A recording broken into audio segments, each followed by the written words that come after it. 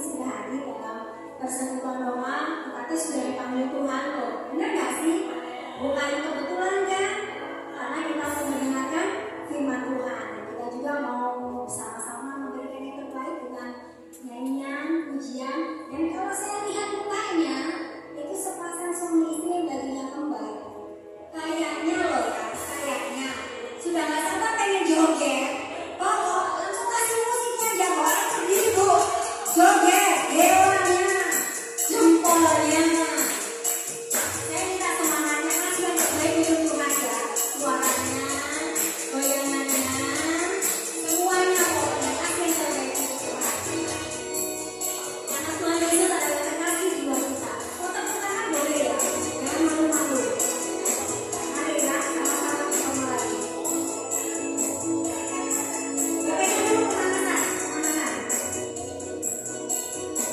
Yesus terkasih jiwaku, Yesus terkasih jiwaku, sungguh percaya padamu, karena kasih-Mu padaku, Yesus selalu dari pertama matahari dan sampai terbenamnya, Tuhan katamu pujikan, tinggikan namamu. Dengan kencang kita puji terus.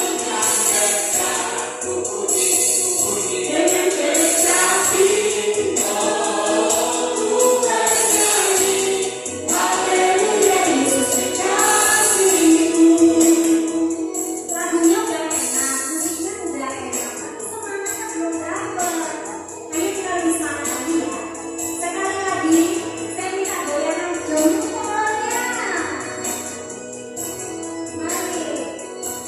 Yesus kekasih jiwaku, sungguh ku percaya padamu, karena kasih-Mu padaku, Kau Yesus aku. Dari terbitnya matahari dan sampai terbenamnya, Tuhan katamu pujian, tinggikan namamu. Ku puji dengan kecapi, oh ku bernyanyi, haleluya Yesus kekasihku. Sekali lagi, dengan kencang, ku puji dengan kecapi, oh ku bernyanyi, haleluya Yesus kekasihku. Yesus terkasih, sayang-sayang kita disayang Tuhan. Sayang-sayang disayang, aku disayang Tuhan. Aku diangkat dari tangan-Nya, aku disayang Tuhan. Sayang-sayang disayang, aku disayang Tuhan. Aku diangkat dari tangan-Nya, aku disayang. Glory, haleluya. Glory, glory, glory, haleluya. Glory, glory, glory, puji Tuhan. Glory, glory, glory, haleluya. Glory, glory, glory, puji Tuhan. Glory, glory, glory, haleluya. Glory, glory, glory, puji Tuhan. Glory, glory, glory, haleluya. Glory, glory, glory, puji Tuhan. Glory, puji Tuhan. Glory, glory, puji Tuhan. Glory, glory, glory, puji Tuhan.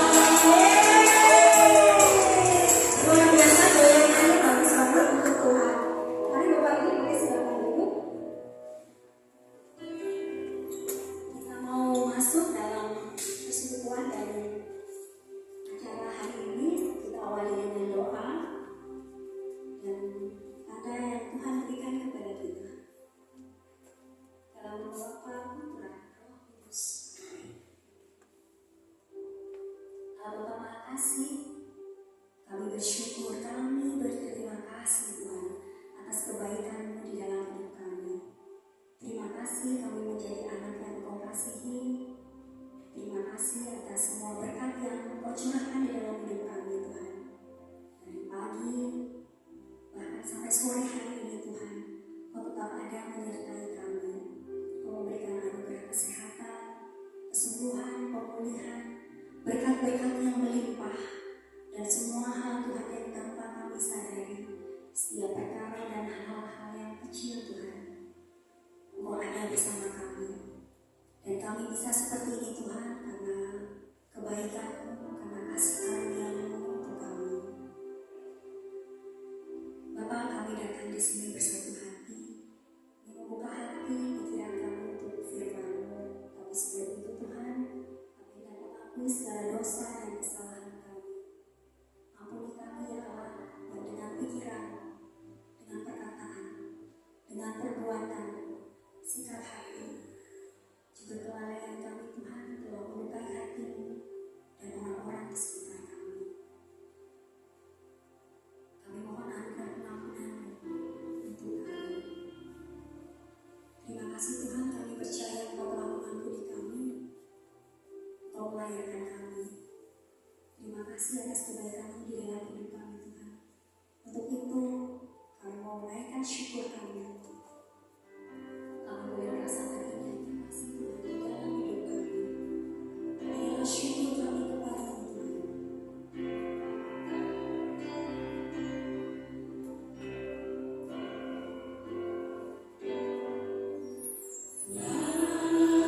Sungguh bersyukur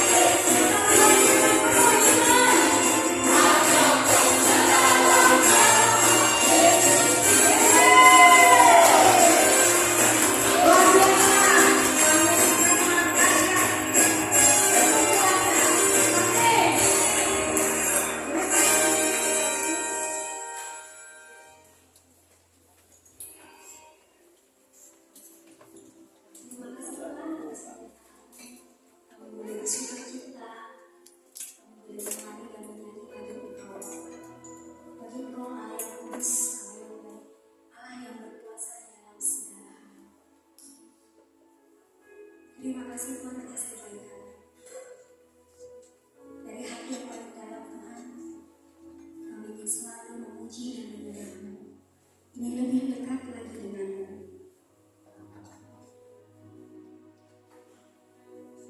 Engkau Allah yang kami puja. Segala kemuliaan hanya bagi-Mu Tuhan.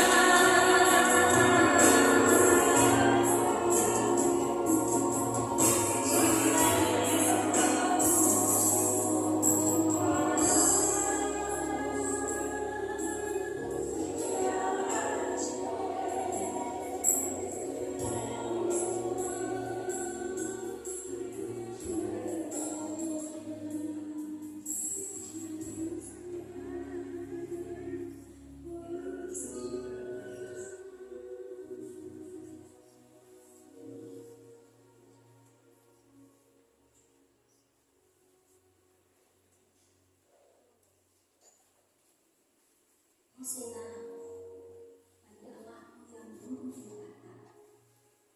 Hormat, pujian, kemuliaan hanya bagi nama Tuhan. Allah yang dahsyat, Allah yang ajaib, Allah yang luar biasa. Engkau penolong kami, Engkau segalanya di dalam hidup kami. Terima kasih Tuhan atas selawat kami. Kau hadir dalam hidup kami. Kau curahkan Roh Kudus kepada kami. Terima kasih Tuhan, terima kasih untuk segalanya. Kami bersyukur juga Tuhan dan berterima kasih pada malam hari ini. Bapak utus anak terkasih Pastor Lukas untuk membawakan firman pada malam hari. Kami percaya kenyataanmu akan Pastor Lukas, sehingga apapun yang menjadi keinginan hati akan Kau sampaikan melalui beliau. Ini kami anak-anak Tuhan, membuka hati, telinga, pikiran dan segalanya Tuhan untuk mendengarkan firman. Kami duduk diam dan siap mendengarkan Tuhan. Terima kasih. Kemuliaan kepada Bapa, Putra dan Roh Kudus, seperti dalam permulaan sekarang selamanya dan selamanya. Terima kasih.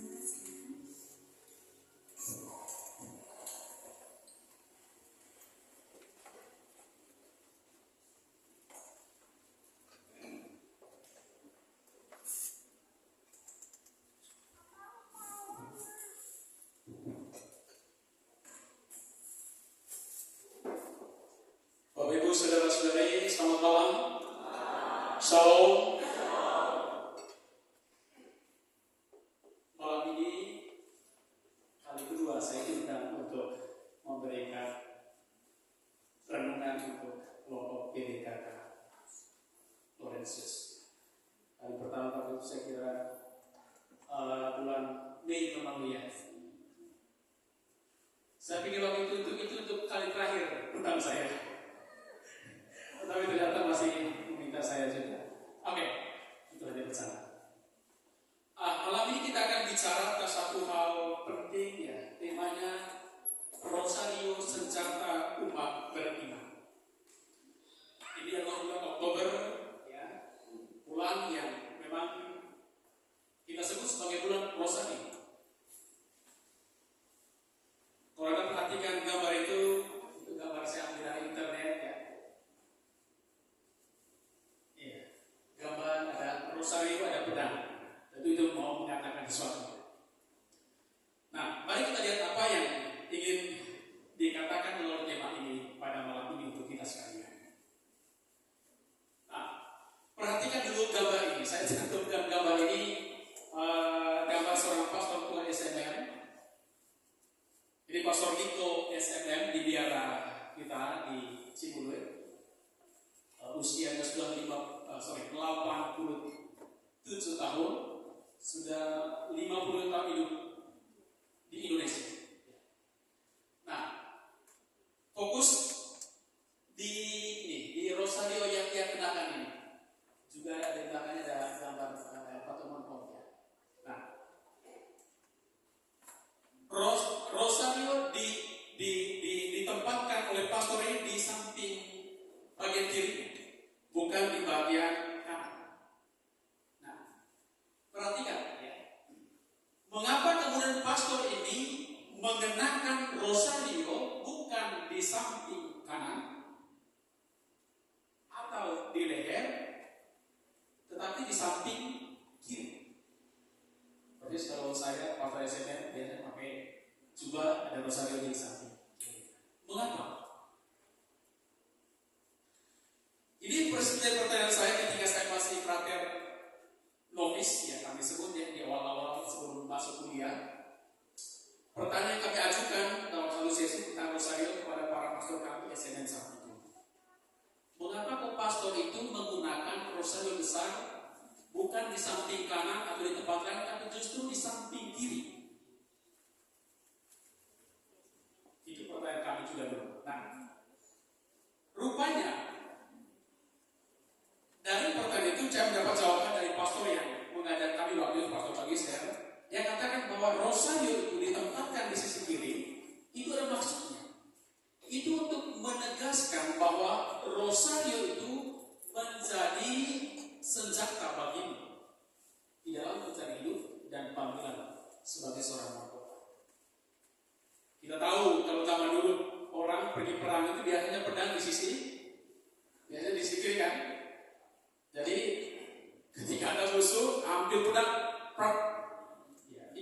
Di balik itu ada tradisi yang pemikiran di balik itu. Nah, barulah saya tahu, oh ya, itu maksudnya itu. Nah, malam ini kita bicara tentang rosario sebagai senjata umat beriman. Nah, mengapa kita butuh senjata rohani dalam hidup kita sebagai seorang Katolik, sebagai seorang Kristiani? Di gambar berapa nih gambar setan? Oke, nah harus kita akui, kita sadari bahwa di dunia ini setan itu ada di mana-mana. Kekuatan kejahatan ada di mana-mana. Maka kita ingat Santo Petrus dalam salah satu suratnya mengatakan begini: setan itu seperti singa yang selalu mengaum-ngaum mencari mangsa. Dan dikatakan setiap hari, selalu di mana-mana di dunia ini, ya, setan itu berusaha sedemikian rupa untuk menjerat kita. Dalam sebuah kesempatan audiensi Paus Fransiskus dengan para imam dalam kunjungan apostolik beberapa waktu lalu di Jakarta, di audiensi ketika audiensi antara Bapak Paulus dan para imam, para suster Bruder dan juga para katekis saat itu ada satu pernyataan yang menurut saya amat menarik. Dia katakan begini, Bapak Ibu sudah melihat juga di internet. Kebetulan saya ikut juga waktu itu. Paus Fransiskus di bagian akhir audiensi berkata begini: setan itu ada di saku kita masing-masing. Dari ketika mendengar itu, kami para pastor di gereja Katedral Jakarta itu jadi kasak-kusuk gitu ya, riuh, ramai. Dari tole kanan, tole kiri, ini apa maksudnya?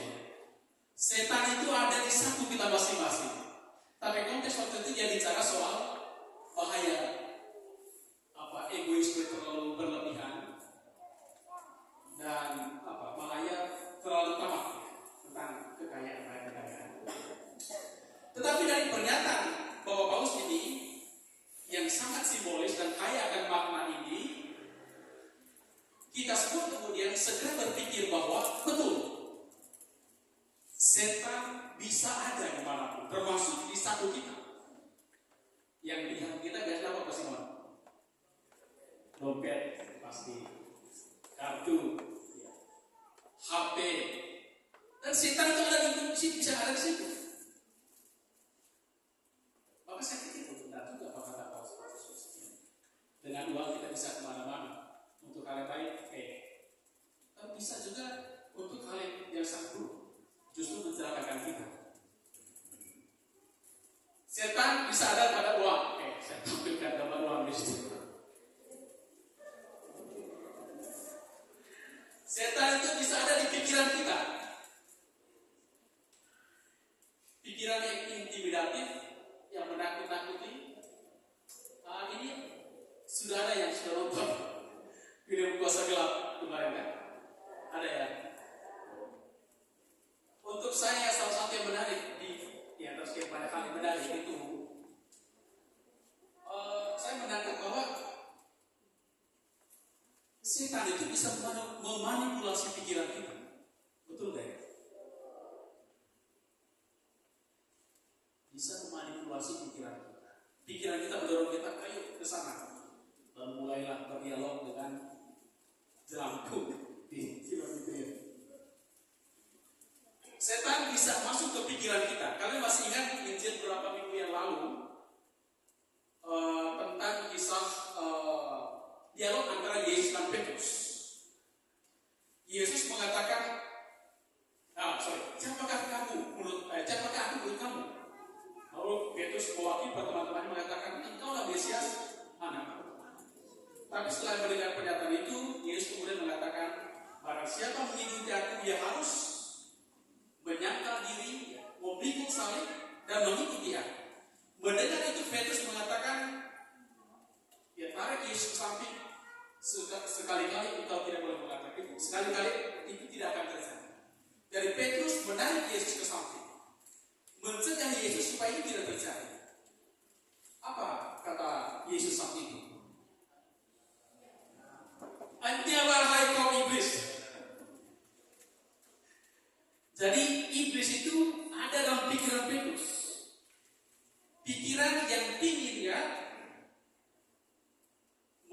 dari salib. Itu kan pikiran Petrus, menghindar dari salib. Tidak, yang namanya Yesus tidak boleh memikul salib. Tapi itu bukan jalan Tuhan. Jadi apa yang saya katakan bahwa kekuatan kejahatan, kekuatan setan itu bisa ada dalam pikiran. Ini dapat kursi untuk menimbulkan apa namanya kekuasaan. Yang berkuasa, yang punya jabatan, jabatan itu bisa menjadi tempat di mana juga setan itu bisa mempengaruhi kita. Oke, itu ya. Setan yang bisa kemana-mana. Santo Montfort berkata begini.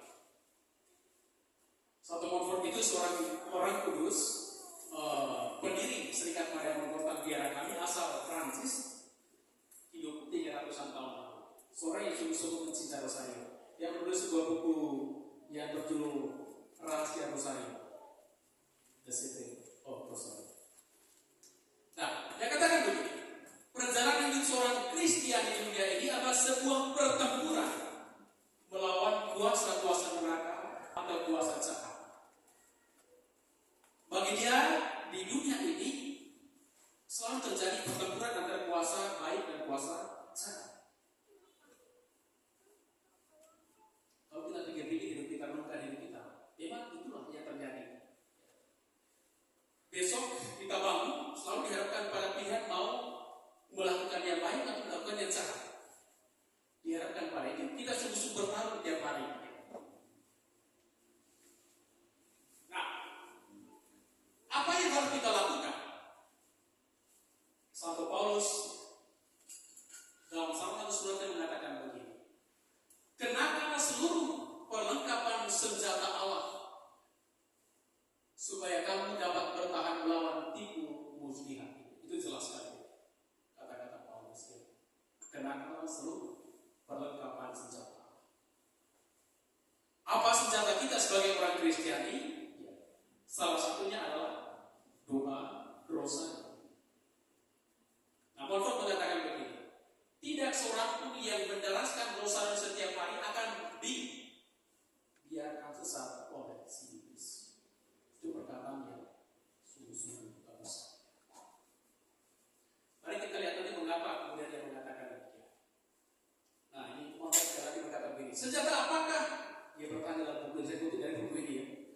Senjata apakah yang lebih ampuh dalam memerangi musuh-musuh kita di dunia ini kalau bukan yang diajarkan oleh Yesus, maksud Bapak kami, dan yang diajarkan oleh salam malaikat atau doa salam Maria. Lagi dia katakan, senjata apakah yang lebih ampuh daripada renungan tentang kehidupan, tentang kesengsaraan dan kemenangan Tuhan kita Yesus Kristus? Senjata apakah kalau bukan rosari? Saat dimana kita mendaraskan doa Bapa Kami salam Maria berulang-ulang, saat kemudian di saat yang sama sambil mengucapkan doa Bapa Kami salam Maria, pikiran kita terarah pada renungan peristiwa-peristiwa hidup Yesus. Nah, ini Paus Pius ke-9 yang mengatakan hal ini. Rosario adalah senjata yang ampuh untuk mengusir setan dan menjaga diri kita dari dosa. Jika ingin ada damai dalam keluargamu, dia katakan berdoalah rosari. Jadi saya ingat kemudian kebiasaan kami waktu kecil di kampung, bulan Mei dan bulan Oktober itulah bulan yang ditunggu oleh anak-anak zaman dulu ya. Karena apa? Nanti giliran tiap malam pindah dari satu rumah ke rumah lain berdoa rosario. Dan yang ditunggu-tunggu adalah bagaimana ketika lilin itu dipindahkan ke kita, namanya anak-anak ya, suka sekali ya. Dapat lilin lalu kemudian doa rosario, doa salam Maria. Sungguh-sungguh merindukan hal itu. Nah saat ini apakah masih ada seperti ini? Rasa-rasanya mungkin sudah berbeda. Nah, lagi Paus Leo ke-13 mengatakan rosario adalah senjata rohani yang ampuh, obat untuk semua kejahatan, akar dari semua berkat yang dia terima. Jadi saya sengaja mengutip ini untuk mengingatkan kita ternyata para Paulus mengatakan bahwa Rosario adalah senjata dan kita sebagai umat Kristen. Ini kalian ingat siapa ini? Padre Pio, orang kudus yang luar biasa. Nah, yang katakan begini, Rosario adalah senjataku dalam melawan setan, senjata pertahanan dan keselamatan. Nah, suatu ketika Padre Pio, ketika hendak pergi tidur beberapa hari sebelum ia meninggal, ia berkata kepada para bruder teman sekomunitas, ia berkata begini, tolong berikan saya senjata, tolong berikan senjata saya. Mendengar itu, para bruder teman-teman sekomunitas kaget, penasaran, lalu bertanya kepadanya, Padre, apakah Padre memang punya senjata? Dan di mana senjata itu disimpan? Kami tidak pernah menemukan ada senjata di tempat ini. Lalu Padre Pio mengatakan, senjata saya ada di saku jubah saya. Lalu mereka coba cek di saku jubah. Lalu mereka bertanya, lalu mereka mengambil Rosario, Padre, tidak ada senjata di dalam jubah Padre. Kami hanya menemukan manik-manik Rosario di dalam. Lalu Padre Pio mengatakan, dan bukankah itu adalah senjata yang paling ajaib? Itu adalah senjataku yang sejati. Luar biasa. Sekali lagi, yang menegaskan bahwa Rosario adalah senjata yang sungguh-sungguh ajaib, sungguh-sungguh diandalkan dalam hidup Padre. Jadi di tempat kita, di samping kita masing-masing ini, ada Rosario ya? Dan hanya ada apa namanya, ada HP, berbagai macam kartu, KTP dan sebagainya. Nah, kita lihat apa yang dikatakan juga oleh Paus Fransiskus dalam sebuah audiensi. Dia katakan begini, Bunda Maria itu selalu berjalan bersama kita,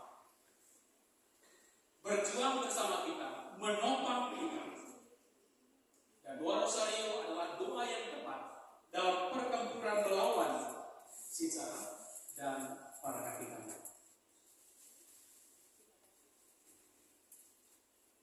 Paus Fransiskus itu setiap kali berkunjung atau melakukan kunjungan apostolik, sebelum pergi dia doa di patung Bunda Maria. Setelah pergi juga, kalau kalian lihat beritanya kemarin, ia menghadap patung Bunda Maria, berdoa di sana. Punya devosi yang luar biasa terhadap Bunda Maria. Nah, kalau mereka orang-orang hebat macam itu punya devosi yang sangat kuat terhadap Bunda Maria, apakah kita juga tidak tergerak untuk melakukan yang sama? Nah, beberapa kisah kemenangan yang saya ambil yang saya anggap itu memang kisah-kisah luar biasa, kisah-kisah yang memang banyak menceritakan. Pertama misalnya, kisah tentang pertarungan antara Santo Dominikus dan kaum Albigensia. Nah, dari pada tahun 1203, Santo Dominikus melawan kaum Albigensian yang berkembang sangat pesat di Eropa. Kemudian dia melawan bid'ah ini dengan doa Rosario. Apa itu kaum Albigensia? Jadi ini adalah sebuah kelompok atau bid'ah yang berpandangan bahwa semua yang materi, semua yang jasmani itu jahat. Yang baik itu yang rohania, yang spiritual. Nah, konsekuensinya adalah dia punya pikiran bahwa penjelmaan Allah menjadi manusia, menjadi nabi, Yesus yang lahir dari Maria itu tidak bisa diterima, tidak bisa dipahami. Dan itu tentu saja sangat berbahaya. Sebab kita yakin bahwa Yesus itu sungguh Allah dan sungguh manusia. Kaum Albigensian menyangkal karena pemahaman tadi, semua yang materi, yang jasmania, tubuh kita ini pokoknya materi itu buruk. Nah, ini pengaruh kelompok ini sungguh luar biasa bagi umat Katolik, umat Kristiani di Eropa saat itu pada zaman Santo Dominikus. Lalu apa yang dia lakukan?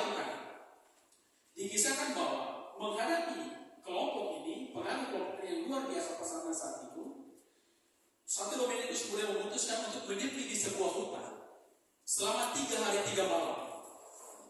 Ia berdoa sungguh-sungguh di sana, dan tidak hanya berdoa, ia berpuasa, bermati raka. Bahkan karena saking kerasnya ia bermati raka, ia sampai jatuh sakit, sampai kondisinya koma. Dan di saat kritis itulah Bunda Maria menampakkan diri kepada Dominikus. Ia berkata, Dominikus terkasih, apakah engkau tahu senjata apakah yang dipakai oleh Allah Tritunggal Maha Kudus untuk membaharui dunia ini? Dominikus berkata, oh ibu, engkau tahu jauh lebih saya, karena engkau selalu berada di dekat putramu. Dia yang menjadi panglima keselamatan kami. Kemudian Bunda Maria berkata kepada Dominikus, aku ingin kamu tahu bahwa dalam situasi perang seperti saat ini, senjata yang paling ampuh adalah rosanya. Peristiwa itu kemudian sungguh-sungguh menghibur hati Santo Dominikus. Lalu kemudian ia pergi ke gereja katedral, membunyikan lonceng, mengajak orang umatnya untuk datang ke gereja. Lalu kemudian Dominikus mengajarkan tentang doa rosario kepada umat, dan kemudian umat itu berdoa, dan begitu seterusnya, yang mengajak mereka melawan pengaruh kelompok Albigensia ini dengan doa rosario. Dan apa yang terjadi kemudian? Kelompok ini berhasil dikalahkan. Ini pengalaman Santo Dominikus yang kemudian terus diwariskan kepada, diceritakan kepada gereja Turun-Temurun. Dan mulai saat itulah pada sekitar tahun 1200-an itu, doa rosario menjadi doa yang sangat dianjurkan. Yang perlu dikatakan bahwa Santo Dominikus itu adalah orang yang sangat berjasa besar, berperan besar dalam mempopulerkan doa rosario. Nah, itu yang pertama. Yang kedua, kisah kemenangan. Kalau kalian tahu dibaca di buku-buku internet itu, kisah kemenangan tentara Kristen ya, di Lepanto, Yunani. Itu juga kisah yang luar biasa. Kita tahu kisahnya. Kisah bagaimana kemudian di saat yang sangat kritis, ketika Eropa itu diserang oleh tentara Muslim dari Turki ya, yang sangat besar jumlah tentaranya, sementara Eropa sangat kecil, ya, tentara Kristen sangat kecil. Secara manusia itu sudah tak berdaya, sungguh-sungguh tak berdaya. Tapi apa yang kita tahu dari kisah itu, ketika dalam situasi kritis itu menghadapi ancaman serangan, kalau kemudian tentara Kristen itu kalah itu kan otomatis berarti Eropa itu menjadi Muslim. Itu cerita dalam waktu itu. Nah, menghadapi ancaman itu, apa yang dilakukan oleh Paus Pius kelima? Ia perintahkan umat Katolik untuk berdoa rosario. Berdoa rosario agar mereka boleh mengalami kemenangan. Dan memang betul. Setelah umat Katolik seluruh dunia, terutama Eropa, berdoa rosario bersama-sama, juga komandan perang mereka, Don Juan dikatakan. Lalu kemudian tanggal 7 Oktober, Leo Magnus I, tentara Kristen yang kecil tadi itu berhasil mengalahkan tentara Turki yang luar biasa besar. Itulah awal mula alasan atau pengalaman mukjizat yang kemudian mendorong Paus Pius kelima kemudian untuk menetapkan tanggal 7 Oktober sebagai hari apa? Peringatan Maria Ratu Rosario. Lalu kemudian Paus Gregorius ke-13 tidak hanya menetapkan bulan 7 Oktober sebagai ini peringatan Maria Ratu Rosario, tapi juga seluruh bulan Oktober ditetapkan sebagai bulan Rosario. Nah, itu pengalaman yang itu pengalaman yang kedua. Pengalaman yang ketiga barangkali juga pernah dengar. Ini pengalaman kemenangan gereja Nigeria. Ada satu kelompok Islam yang sangat radikal di sana dikatakan itu namanya kelompok Boko Haram. Itu tahun 2014. Kelompok ini membunuh banyak orang Kristen di negara Nigeria. Tapi kemudian dalam suatu kesempatan lagi-lagi rupanya Tuhan itu bekerja sungguh-sungguh menunjukkan mukjizatnya di saat kritis. Dalam situasi kritis di Nigeria, apa yang dilakukan oleh uskup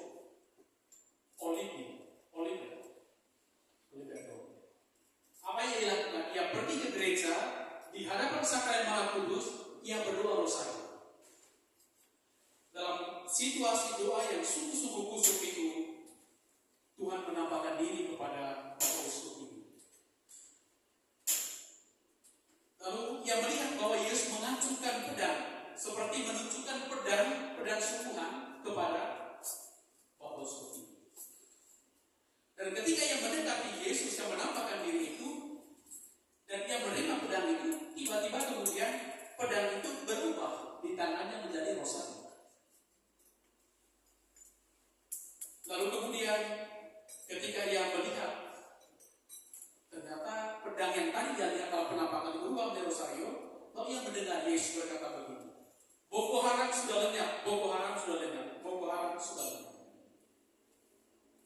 Mendengar itu kemudian Bapakku, keesokan harinya atas pengalaman yang supernatural itu, ia mengajak umat di keuskupannya untuk berdoa rosario. Konon dikatakan bahwa setelah ia mengajak umat Nigeria berdoa rosario, akhirnya kelompok Islam radikal ini berhasil dikalahkan. Nah, 3 kisah ini sekali lagi untuk menegaskan mengingatkan kita betapa kemudian di balik doa rosario yang sangat sederhana ini sungguh-sungguh punya kekuatan yang ajaib. Kalau saya bicara tentang rosario itu bisa menyangkut perang ini ya, pendalaman ini, tapi juga menyangkut sekaligus doa rosario. Nah, ini tadi lagi yang saya sempat latihan Pak ini tadi. Ini lagu yang tiba-tiba berapa ketika menyiapkan bahan ini, juga saya ingat. Oh iya, dulu ada satu lagu yang bagus sebetulnya ya, lagu di kampung ya. Bapak Ibu, kayaknya tidak pernah tahu dengan Pak Simbono yang tahu ini ya.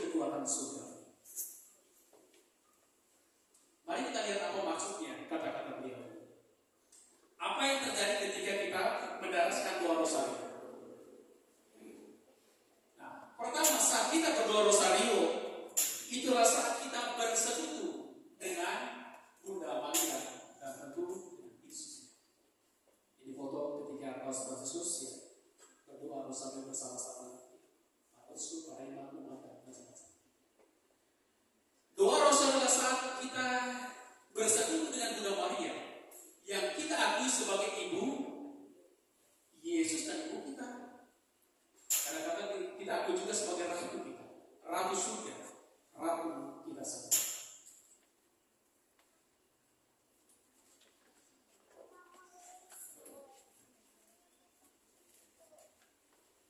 Rosario rasa kontemplasi. Kalau baca dokumen-dokumen tentang Rosario, seringkali dikatakan bahwa doa Rosario kedua yang sangat kontemplatif. Kontemplasi berasal dari kata cum, bahasa Latin. Cum itu artinya bersama dengan, atau kalau kita sebut komunio itu dari kata kom itu adalah bersama, bersatu dengan Tuhan Yesus. Kom artinya bersama dengan, unio bersatu bersama. Kontemplasi dari kata cum itu ada bersama dengan, dan tempo artinya ruang. Hadir dalam satu ruang bersama. Maria bersama dengan Tuhan. Doa Rosario adalah doa kontemplasi, doa kontemplatif. Di Paus Yohanes Paus II, seorang yang Paus yang sungguh-sungguh sangat devosional, sungguh-sungguh mencintai Tuhan. Ia katakan begini, dalam doa Rosario kita ada bersama Maria. Kita menatap wajahnya, berkontak dengan Maria, yang perhatiannya selalu tertuju pada Yesus.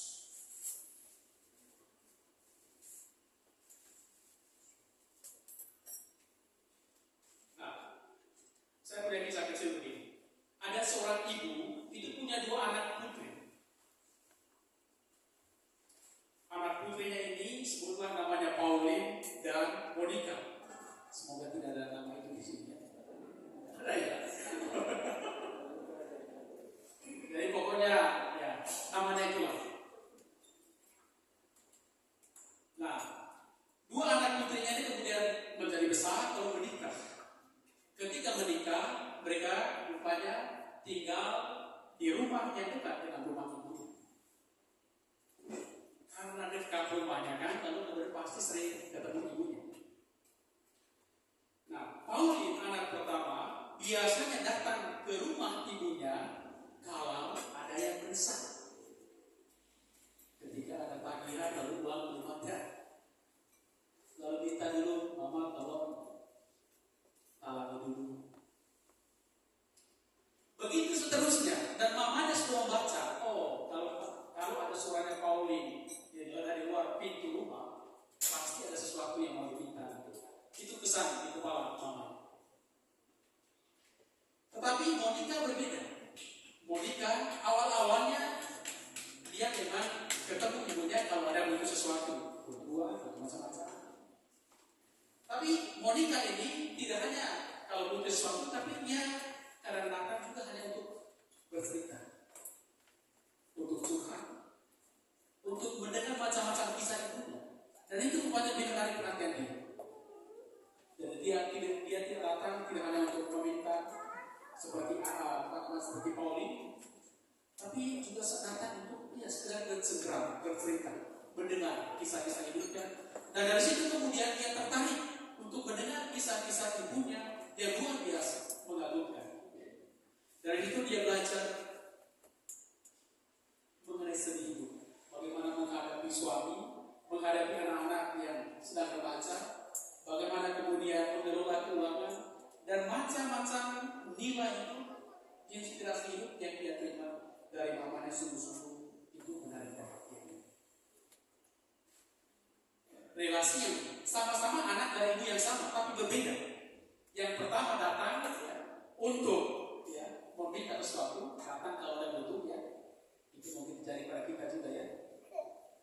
Tapi yang kedua datang tidak hanya meminta, tapi untuk mendengar, untuk bercengkerama, untuk bercerita, untuk berdialog. Nah, saudara-saudari, kisah relasi ibu ini dengan dua putrinya ini membantu kita untuk memahami apa itu rumah. Kita bisa memakai cerita itu untuk memahami apa itu rumah. Doa Maria, doa Rosario lebih dari sekedar saat kita meminta.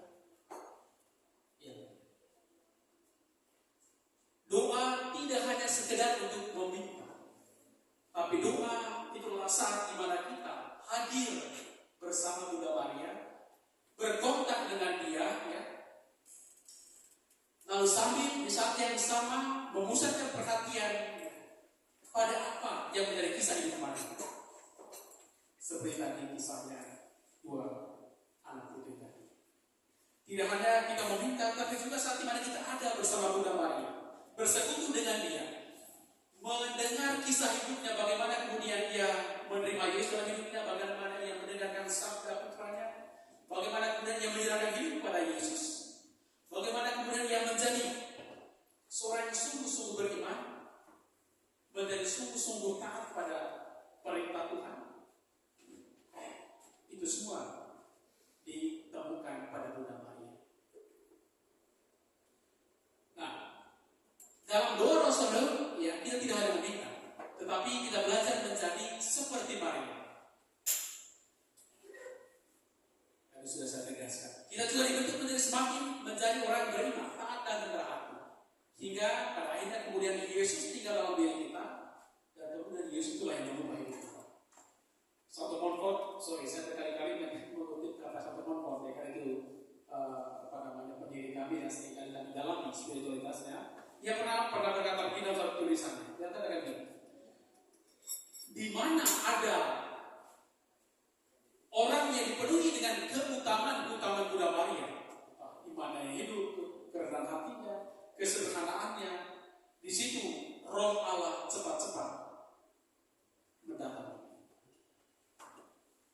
Di mana ada orang hidupnya seperti Bunda Maria, Roh Tuhan masih cepat-cepat ke sana mengubah orang itu.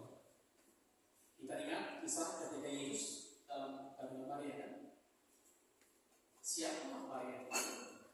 Tapi karena ia berkenan pada Tuhan, lalu ia dipilih. Dan Roh Kudus berkarya di sana. Nah, ini bagus antara di sana. Tinggal sedikit ya. Oke. Sedikit lagi. Nah, Beato Bartolo mengatakan begini: semakin sering berrelasi akrab dengan Yesus dan Bunda Maria, semakin orang itu bertumbuh menyerupai kedua.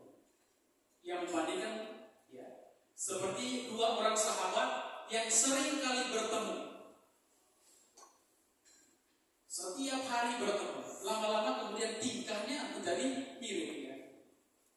Nah, ini Beato orang Kudus ini mengatakan begitu. Setiap kali kita, atau semakin kita sering berjumpa Yesus dan Maria, semakin lama kita akan menyerupai mereka. Doa Rasul menolong kita, dia juga mengatakan doa Rasul menolong kita untuk bertumbuh menyerupai Yesus dan Maria. Membantu kita untuk bertumbuh dalam kekudusan. Padahal sederhana sekali sebetulnya, ya. Bapak kami salam Maria berulang-ulang. Di saat yang sama kita merenungkan peristiwa-peristiwa hidup Yesus. Nah, yang kedua, dalam doa Rasul, ya, itulah saat kita memuji Tuhan dan Bundanya. Kalau kalian, kita doa Bapa kami yang ada di surga, dimuliakanlah nama, pujian. Salam Maria penuh rahmat, Tuhan sertamu, terpujilah engkau di antara wanita, dan terpujilah buah tubuhmu Yesus. Juga pujian. Dan pujian bukan hanya seperti kita malam ini nyanyi-nyanyi, jingkrak-jingkrak, lompat-lompat. Tidak hanya itu. Ada juga yang lebih kalem, doa salam Maria. Ya. Kan ada orang yang sangat, ya, mungkin tidak suka dengan gaya doa yang karismatik, lompat-lompat. Tapi saya sejauh ini pokoknya semuanya bisa masuk. Karena bagi saya ekspresi angkat tangan, angkat goyang-goyang itu kan doa dengan anggota tubuh, kan? Ya. Tubuh, ya. Ikut berdoa. Nah, doa Rasulnya adalah saat kita memuji, mengagumi dan memuliakan Tuhan yang berkarya di dalam dan melalui Bunda Maria. Tadi salam Maria penuh rahmat, Tuhan sertamu, berulang-ulang. Itu berulang terus-menerus kata-kata yang sama. Montfort berkata begini: setiap kali kita mengucapkan doa Bapa kami dan salam Maria, kita seperti memberikan sekuntum mawar kepada Yesus. Yesus dan Bunda Maria. Itulah sebabnya mengapa kemudian ada rosario. Rosario dari kata rosa, bahasa Latin, mawar. Rosario, kebun mawar. Di malam dari kami itu ada taman rosario. Jadi di kompleks itu lalu dari bentuk bunga-bunga mawar yang bagus sekali, yang itu kemudian menjadi tiara. Mawar, ya, seperti kita kalau memberikan bunga kepada seorang itu kan tanda cinta. Ketika kita mendaraskan doa Salam Maria Bapa Kami berulang-ulang, kita seperti membuat sebuah ya, memberikan rangkaian satu kuntum mawar kepada Yesus dan Bunda Maria. Itu kata Santa Maria. Nah, mendaraskan doa saudara sekali lagi kata Mongkot ini seperti membuat rangkaian mawar yang dipersembahkan kepada Bunda Maria sebagai tanda hormat dan cinta bakti kita kepada. Mengapa kita menghormati dia? Tidak ada lain selain karena dia adalah Bunda Allah, Bunda Tuhan. Dan tujuan akhir penghormatan kita pada Bunda Maria itu selalu bukan diri Maria tetapi Tuhan Allah. Maka dalam gereja kita selalu dibedakan kepada Allah kita sebut latria menyembah, kepada Bunda Maria disebut hiperdulia, itu istilah teologia. Sedangkan kepada orang kudus disebut dulia, menghormati orang kudus. Bunda Maria lebih dari hiper, lebih daripada orang kudus biasa, karena peran. Sedangkan kepada Allah hanya Allah kita sembah. Tujuan akhir penghormatan kita sekali lagi tanda bakti kita kepada Bunda Maria Allah sendiri. Dari kalian yang seringkali menyimpan atau tahu bunga atau Bunda Maria, sadarlah bahwa tujuan terakhirnya adalah Allah sendiri. Nah, ini yang kerap kali jarang dipahami oleh beberapa orang. Nah, pujian ini dikatakan dalam dokumen Paus Yohanes Paul, pujian yang dilakukan secara berulang-ulang dalam doa rosario membantu kita menjadi semakin dekat dengan Yesus dan Tuhan. Semakin sering kita memuji seseorang, semakin dekat dengan orang tersebut. Ya, mestinya ya. Nah, ini cara seorang penulis rohani yang terkenal sekali adalah Prancis yang berkata begini: cinta dalam hati akan menjadi berkobar-kobar oleh kata-kata sederhana yang sungguh-sungguh sederhana yang diucapkan secara berulang-ulang. Salam Maria, penuh rahmat, begitu seterusnya. Terpujilah engkau di antara wanita. Berulang-ulang kali kita bagi saling bertepuk kata-kata yang sama ketika kita mengulang-ulanginya dengan penuh kesadaran, itu menumbuhkan cinta di dalam diri kita dan orang yang menjadi sasaran kata-kata. Sepertinya halnya dulu dosen saya mengatakan begini, perbandingannya adalah ketika kalian suami istri mengatakan kata-kata yang sederhana tiap hari. I love you pagi, I love you siang, I love you malam. Begitu setiap hari. Kata-kata yang sangat sederhana, tetapi ketika diungkapkan dengan penuh ketulusan, ini Pak Simon tertawa ya. Pak Simon sering begitu kayak? Kita ditanya kepada mantan pansarnya, kadang-kadang saja. Tapi hanya untuk membuat perbandingan. Katakanlah kita mengucapkan salam Maria seperti memberikan kuntum. Tiap hari kita lakukan itu. Itu pada cinta kita kepada Bunda Maria dan cinta Bunda Maria kepada kita semakin besar. Itu perbandingan orang kudus ini. Dan yang ketiga, kekuatan dari doa rosario adalah karena ini ada simbol, ada Alkitab menggunakan salib dan malaikat. Kalau kita berdoa rosario, biasanya kita mulai pertama apa yang disebut? Dia katakan salib kan? Itu selalu. Dan biasanya juga diakhiri dengan salib. Kalau sampai nggak bersimbol ya. Kadang-kadang ya pagi satu peristiwa, siang peristiwa itu apa? Nah, sampai mengucapkan doa aku percaya salib Yesus.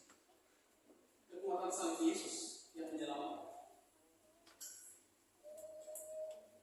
Sambil mengucapkan doa salam Maria, Bapa kami salam Maria, kita pegang manik-manik biji-biji rosario. Dan biji-biji rosario kalau kalian perhatikan terhubung, terakhir ya terhubung juga dengan salib Yesus.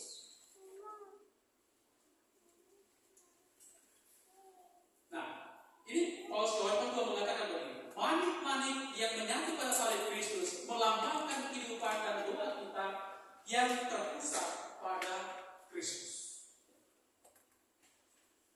Doa Bapa kami, salam Maria, diulang-ulang. Dan ingat Bapak Ibu Saudara-saudari, doa Bapa kami dan doa salam Maria itu doa-doa itu kata-kata kita suci. Bapa kami jelas doa Yesus. Salam Maria itu gabungan dari kata-kata yang keluar dari malaikat Gabriel ya. Dan keluar dari mulut siapa? Elisabeth. Gabungan dari kata-kata yang keluar dan itu adalah kita suci. Maka doa rosario doa yang sungguh-sungguh alkitabiah, sangat biblis. Nah, jadi Paulus Yohanes mengatakan doa rosario doa yang sangat kristosentris, berpusat pada Yesus Kristus. Salib dan manik-manik lagi kata Paulus kedua adalah sarana untuk membantu kita tetap terhubung dengan Bunda Maria dan Yesus dan takut pada peristiwa-peristiwa itu Yesus. Jadi sambil kita ini doa rosario sungguh-sungguh doa melibatkan doa kata-kata tapi juga gerakan kita, tangan kita fisik tapi juga bangkit. Sambil memencet ini Bapa kami salam Maria, kita diawalkan kita renungkan satu peristiwa kan. Bapa kami salam Maria seterusnya sambil imajinasi kita ingat akan peristiwa itu Yesus itu. Hari ini peristiwa apa ini? Peristiwa terang. Peristiwa pertama, Yesus dibaptis di Sungai Yordan. Bapa kami, salam Maria. Mulut mengucapkan doa bagi salam Maria, tangan memencet ini, pikiran, imajinasi terarah pada peristiwa itu.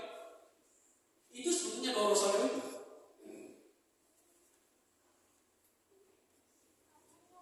Nah, Bapak Allah mengatakan untayan biji-biji rosario itu ibarat rantai halus yang menghubungkan kita dengan Tuhan Yesus dan Bunda Maria.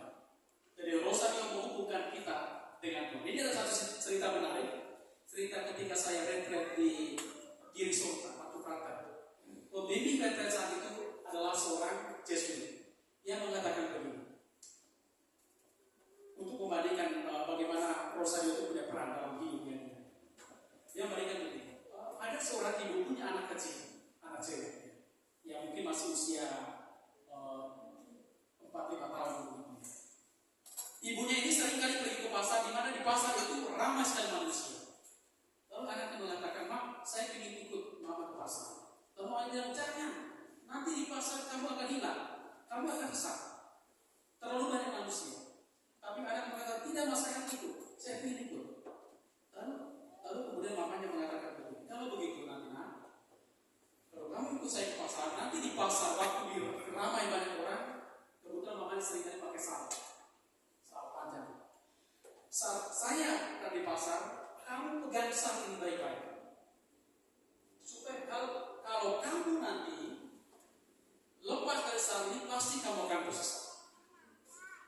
Pergilah ke pasar yang ramai sekali manusia." Lalu kemudian sampai di sana, anak itu melakukan sungguh-sungguh apa yang diperintahkan mamanya. Kemana pun mamanya pergi, dari satu toko ke toko lain, dari pasar dari tempat ke tempat lain, ke tempat lain, anaknya pegang terus sal. Sampai akhirnya kemudian dia pulang ke rumah dengan sal. Bagi Romo pembimbing kami itu mengatakan rosario itu seperti itu.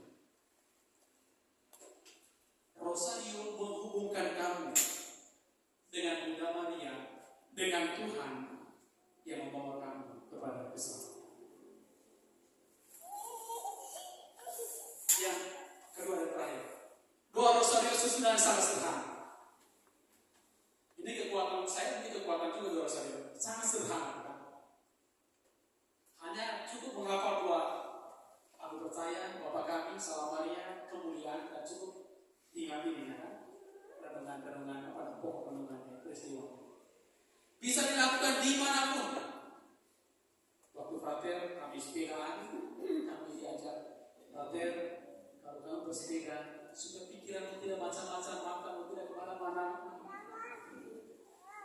Rosario. Cantik kok itu pun juga ya. Kadang-kadang langit safir, sepeda, masa-masa pikiran ya. Pikiran berupa keluhan, kenapa begini, kenapa gitu.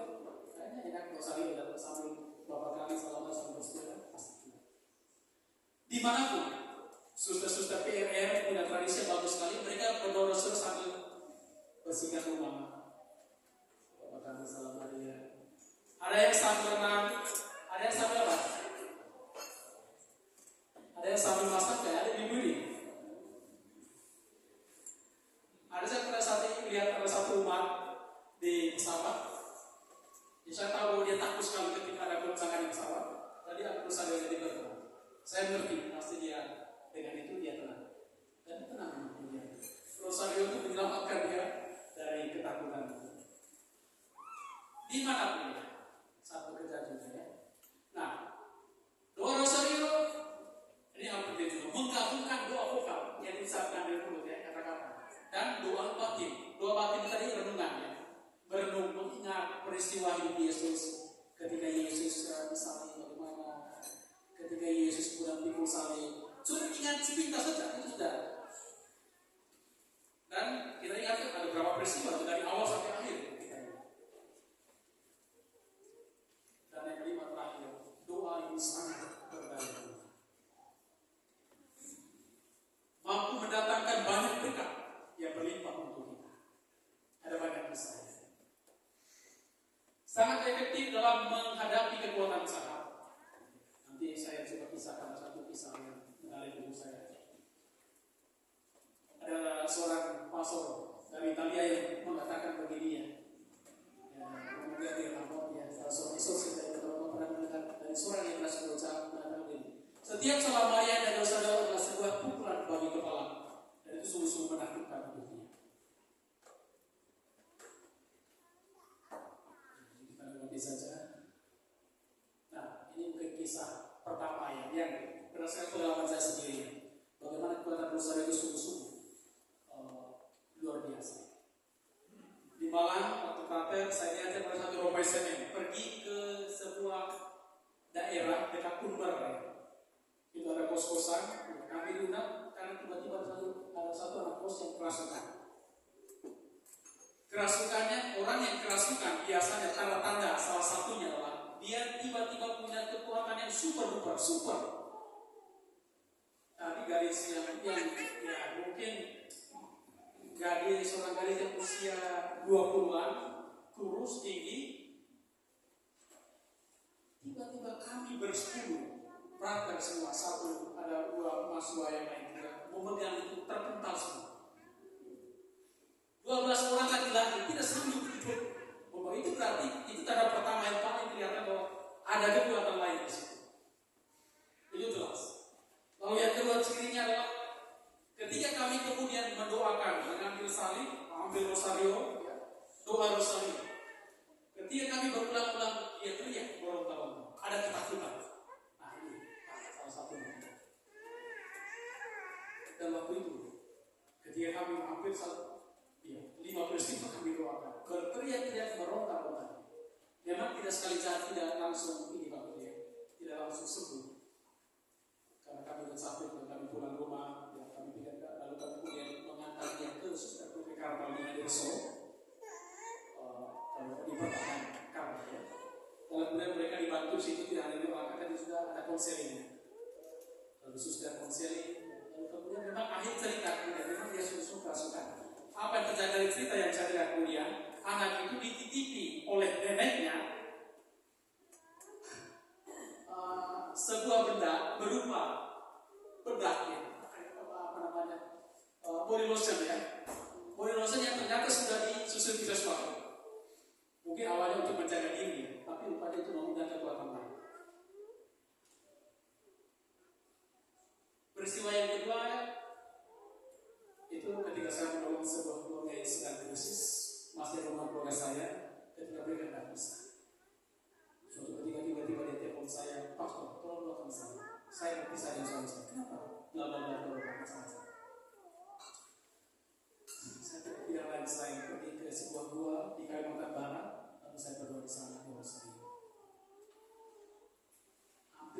kali saya seminggu atau 2 minggu kemudian saya lupa. Tiba-tiba dia bilang saya waktu itu masih dia kata Pastor terima kasih. Akhirnya saya kemudian putuskan untuk tetap bersama-sama saya. Sangat di luar pikiran, tapi saya pikir saya melihat kemudian malam kemudian barangkali karena kekuatan Tuhan saya. Dari kisah teman Romo, seorang Romo dosa di malam ketika adiknya kesulitan melahirkan bayinya, dia berdoa bersama Tuhan. Dia katakan, saya sepanjang parkus itu melahirkan itu, saya pegang doa Rasul sampai gemetar. Dan itu sungguh-sungguh kebanggaan. Nah, ini saudara-saudara terkasih, kisah-kisah yang minimal mengingatkan kita sekali lagi. Ternyata di balik Rosario Sederhana itu ada sebuah kekuatan yang dapat kita temukan, kita peroleh. Dan itu sungguh-sungguh bisa membantu kita untuk semakin dekat dengan Tuhan dan Bunda Maria, semakin kita membuat kita menyerupai Yesus dan Bunda Maria. Jadi bisa kita tidak dulu. Akhirnya selamat berdoa sekali. Tuhan memberkati kita.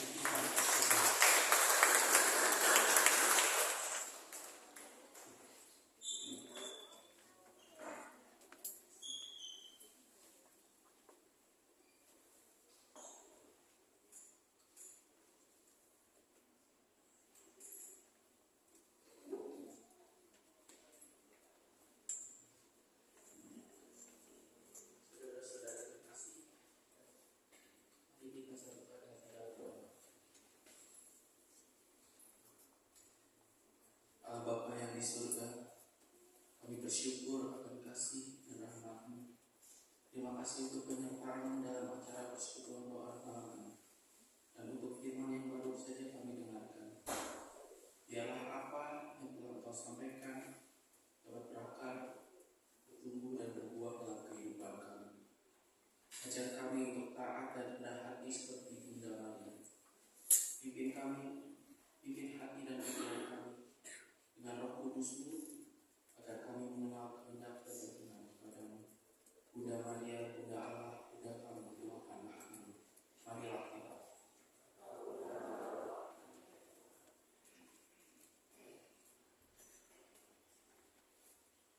Bapa yang baik, kami juga mau berdoa bagi Pastor Lukas yang telah membawakan renungan pada malam hari ini. Kiranya berkat-Mu senantiasa tercurah dalam Pastor Lukas beserta seluruh keluarganya. Anugerahkanlah kesehatan yang baik serta kelancaran dalam setiap usaha, pekerjaan dan pelayanannya, sehingga setiap hal yang beliau lakukan sungguh untuk memuliakan nama-Mu dan semakin banyak orang yang diberkati. Marilah kita mohon. Bapa, kami juga mau berdoa bagi bangsa dan negara Indonesia agar menjadi negara yang adil dan makmur. Juga bagi Bapak Presiden Jokowi serta seluruh jajaran kabinetnya, kami mohon kiranya Engkau senantiasa mengurapi mereka, anugerahkan kesehatan, hikmat kebijaksanaan, kejujuran, kekuatan kepada mereka dalam menjalankan tugas kenegaraan dan mengambil keputusan penting bagi bangsa ini. Marilah kita mohon. Bapak, kami juga mau berdoa bagi tim Pastores Sangkal Lexius, Pastor Bogart, Pastor Maman, Pastor Hendra dan Pastor Alo, serta para imam lainnya. Anugerahkanlah kesehatan yang baik pada mereka, murnikan pelayanan mereka dalam menjalankan tugas panggilannya, dan membawa umat-Mu agar semakin kasih Engkau sebagai satu-satunya Allah yang menyelamatkan. Marilah kita mohon. Bapak, kami juga mau berdoa bagi mereka semua yang hadir dalam PD malam ini. Berikanlah kami semangat untuk terus bersekutu dalam-Mu, untuk memuji dan memuliakan-Mu, dan melayani serta mengasihi sesama kami dimanapun kami berada. Tuntunlah kami agar tidak membiarkan kesibukan duniawi menghalangi sabda Tuhan yang tinggal dalam hati kami, dan menghayatinya dengan setia dan tulus. Marilah kita mohon. Bapa, kami bersyukur dan berterima kasih atas seluruh berkat yang kami terima dari-Mu. Saat ini ya Bapa, kami mau memberikan kesembahan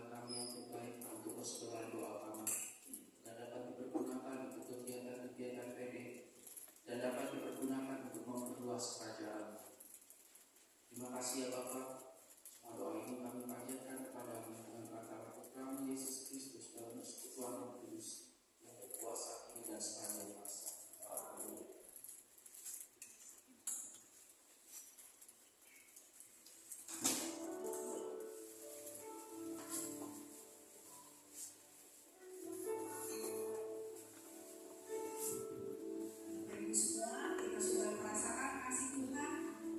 Yang begitu luar biasa buat kita semua. Mari kita berikan persembahan yang terbaik untuk Tuhan. Sambil kartu persembahan yang diletakkan, kita juga bisa transfer diri secara bangun kita mau naikkan satu pujian.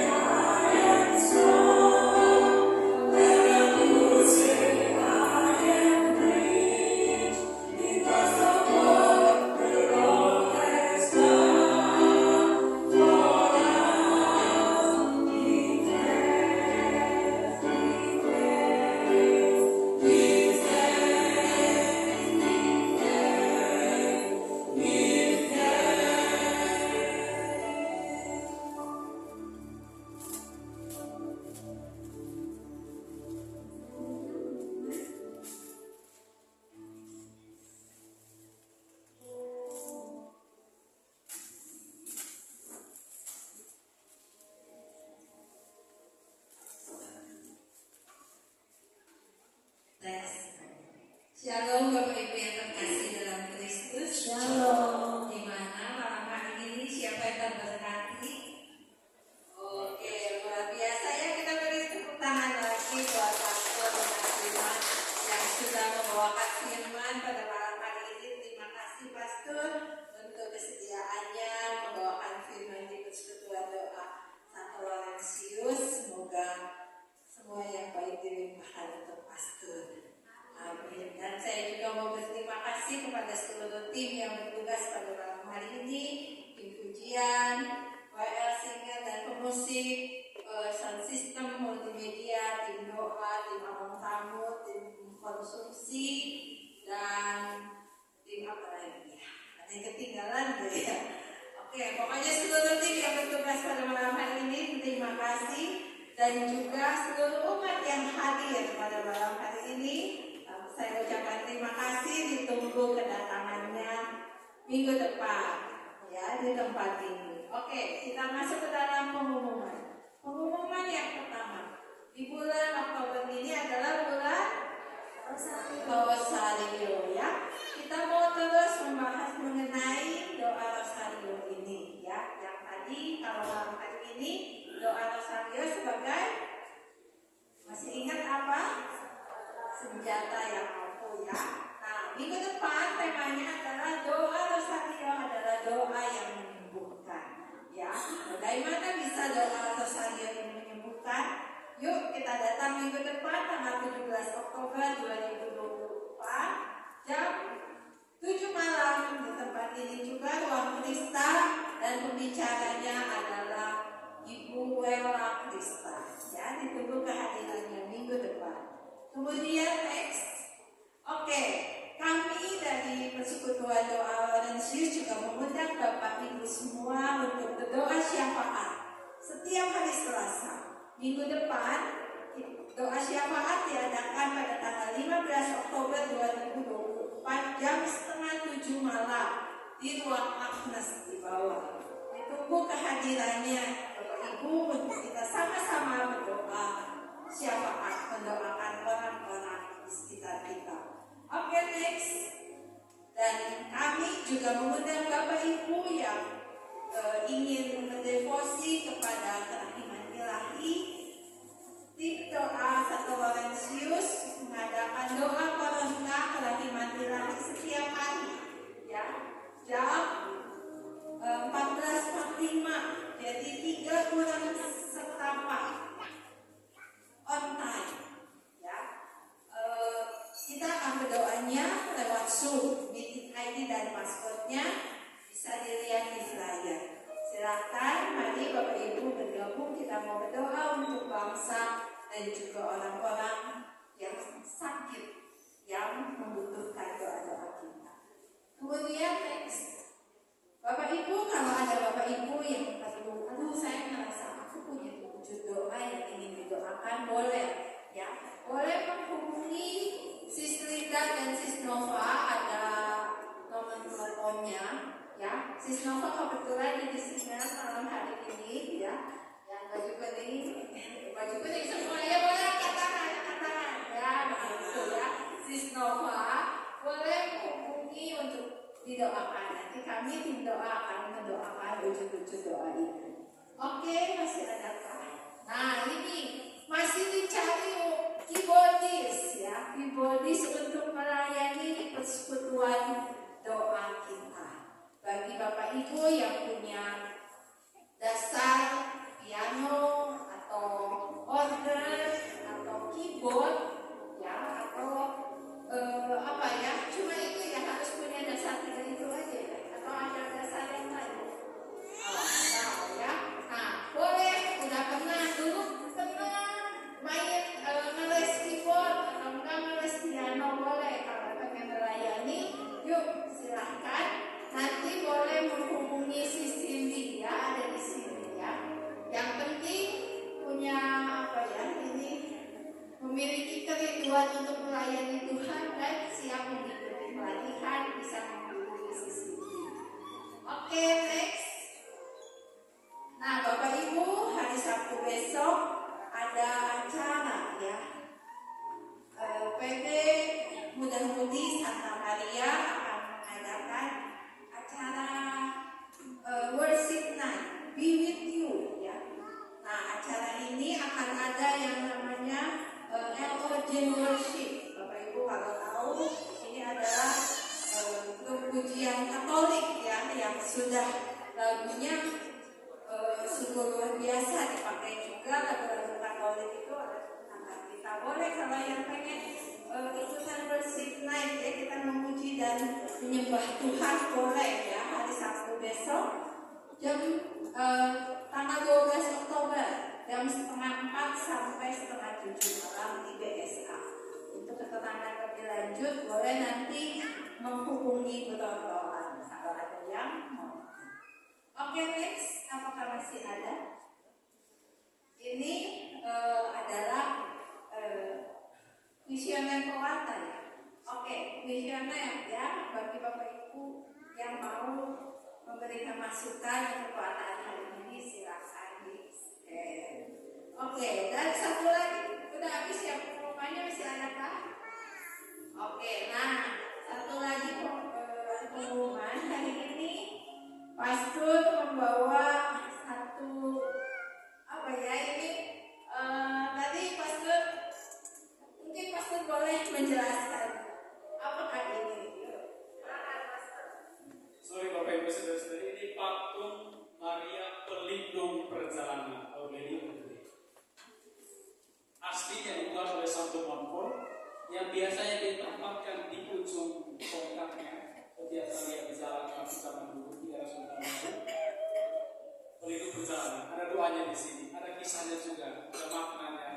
Mengapa patung ini ada Yesusnya kecil, ada pegang buah di belakangnya, ada macam-macam situ, ya. Ada keterangan di teks ini, ada doanya juga. Cocok patung ini ditempatkan di bagian depan mobil. pelindung perjalanan, bukan hanya perjalanan fisik, tapi juga perjalanan spiritual. Kalau kalian pernah ke Malang, di Sky Montfort itu ada gua besar, itu gua Maria pelindung perjalanan. Taman Rosario dan di situ. Kalau kalian pernah ke Malang,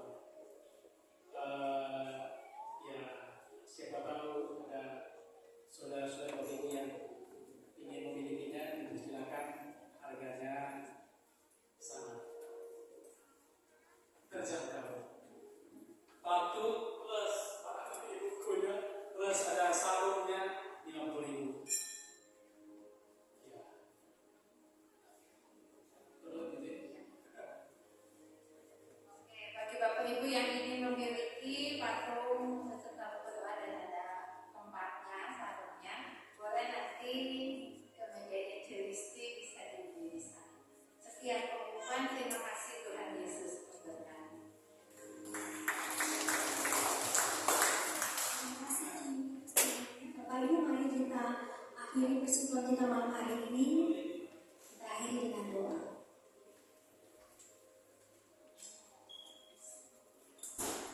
Bapak yang Maha Kasih, kami bersyukur atas kebaikan Tuhan.